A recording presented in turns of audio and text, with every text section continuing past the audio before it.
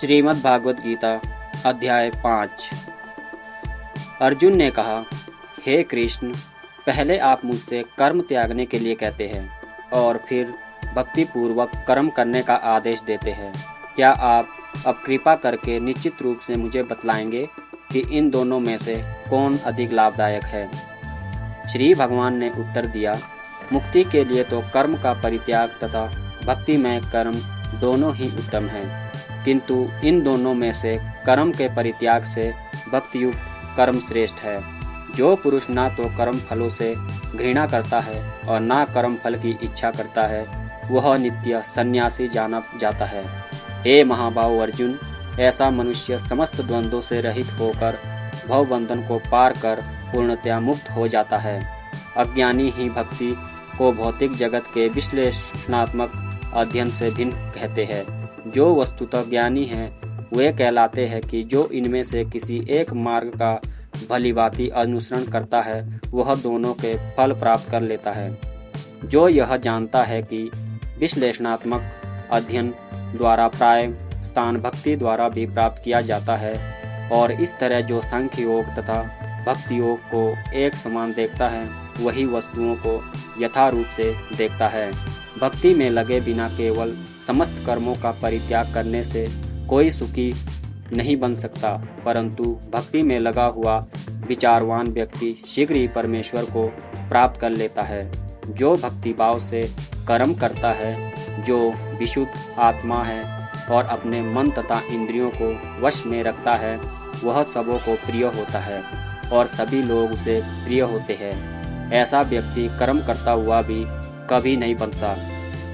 दिव्य भावनामृत युक्त पुरुष देखते हैं, सुनते, स्पर्श करते, सूंघते, खाते, चलते फिरते, सोते तथा श्वास लेते हुए भी अपने अंदर में सदैव यही जानता रहता है कि वास्तव में वह कुछ भी नहीं करता। बोलते, त्यागते, ग्रहण करते या आंखें खोलकर बंद करते हुए भी वह यह जानता रहता है कि भौतिक इंद्रियां अपने अपने विषय में प्रवृत्त है और इन सब से पृथक है।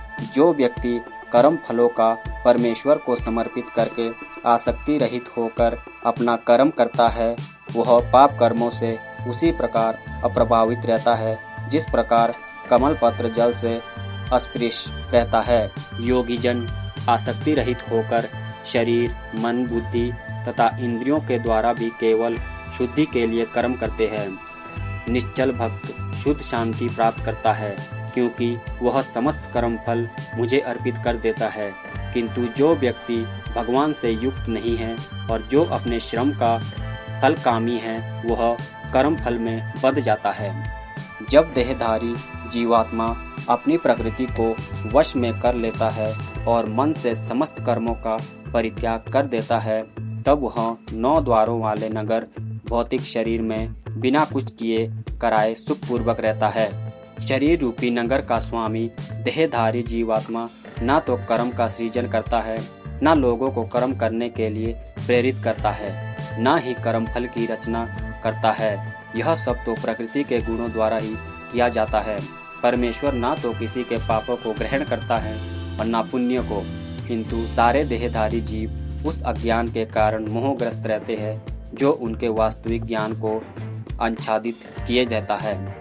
किंतु जब कोई उस ज्ञान से प्रबुद्ध होता है जिससे अविद्या का नाश होता है, तो उसके ज्ञान से सब कुछ उसी तरह प्रकट होता जाता है जैसे दिन में सूर्य की सारी वस्तुएं प्रकाशित हो जाती हैं। जब मनुष्य की बुद्धि, मन, श्रद्धा तथा शरण सब कुछ भगवान में स्थिर हो जाते हैं, तभी वह पूर्ण ज्ञान द्वारा समस्त कल्मश से शुद्ध होता है और मुक्ति के पथ पर अग्रसर होता है।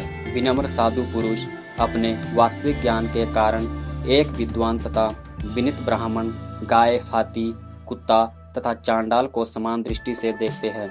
जिनके मन एकत्व तथा समता में स्थित है, उन्होंने जन्म तथा मृत्यु के बंधनों को पहले ही जीत लिया है। वे ब्रह्म के समान निर्दोष है और सदा ब्रह्म में ही स्थिर रहते हैं। जो ना तो प्रिय वस्तु को पाकर हर्षित होता है और ना अप्रिय को पाकर विचलित होता है। जो स्थिर बुद्धि है, जो मोह रहित है और भगवत विद्या को जानने वाला है, वह पहले से ही ब्रह्म में स्थिर रहता है। ऐसा मुक्त पुरुष भौतिक इंद्रियों सुख की ओर आकृष्ट नहीं होता, अपितु सदैव समाधि में रहकर अपने अंतर में आनंद का अनुभव करता है। इस प्रकार स्वरूप सिद्धि व्यक्ति परब्रह्म में एकाग्रित होने के कारण असीम सुख भोगता है। बुद्धिमान मनुष्य दुख के कारण में भाग नहीं लेता, जो कि भौतिक इंद्रियों के संघर्ष से उत्पन्न होते हैं। हे कुंती पुत्र, ऐसे भोगों का आदि तथा अंत होता है, अतः चतुर व्यक्ति उनमें आनंद नहीं लेता है। यदि इस शरीर को त्यागने के पूर्व कोई मनुष्य इंद्रियों के वेग को सहन करने तथा इच्छा एवं क्रोध के वेग को रोकने में समर्थ होता है, तो वह इस संसार में सुखी रह सकता है। जो अंतकरण में सुख का अनुभव करता है, जो कर्मठ है और अंतकरण में ही रमण करता है तथा जिसका लक्ष्य अंतर्मुखी होता है, वह सचमुच पूर्ण योगी है। वह परब्रह्म में मुक्ति पाता है और अंतोगत्वा ब्रह्म को प्राप्त होता है। जो लोग संशय से उत्पन्न होने वाले द्वेष से परे है, जिनके मन आत्मा साक्षात्कार में रत है, जो समस्त जीवों के कल्याण कार्य करने में सदैव व्यस्त रहते हैं और जो समस्त पापों से रहित है, वे ब्रह्म निर्वाण मुक्ति को प्राप्त करते हैं। जो क्रोध तथा समस्त भौतिक इच्छाओं से रहित है, जो स्वरूप सिद्धि आत्म संयमी है और संसिद्धि के लिए निरंतर प्रयास करते हैं, उनकी मुक्ति निकट भविष्य में सुनिश्चित है। समस्त इंद्रियों को बाहर करके दृष्टि को भौं के मध्य में केंद्रित करके प्राण तथा अपान वायु को नथुनों के भीतर रोककर और इस तरह मन इंद्रियों तथा बुद्धि को वश में करके जो मोक्ष को लक्ष्य बनाता है, वह योगी इच्छा भय तथा क्रोध से रहित हो जाता है। जो निरंतर इस अवस्था में रहता है, वह अवश्य ही मुक्त है। मुझे समस्त योगियों तथा तपस्वियों का परम भोक्ता, समस्त लोकों तथा देवताओं का परमेश्वर एवं समस्त जीवों का उपकारी एवं हितैषी जानकर मेरे भावनामृत से पूर्ण पुरुष भौतिक दुखों से शांति लाभ प्राप्त करता है। तो दोस्तों, यहाँ पर 5वां अध्याय समाप्त होता है। तो वीडियो को देखने के लिए धन्यवाद। मिलते हैं दोस्तों अगली वीडियो में।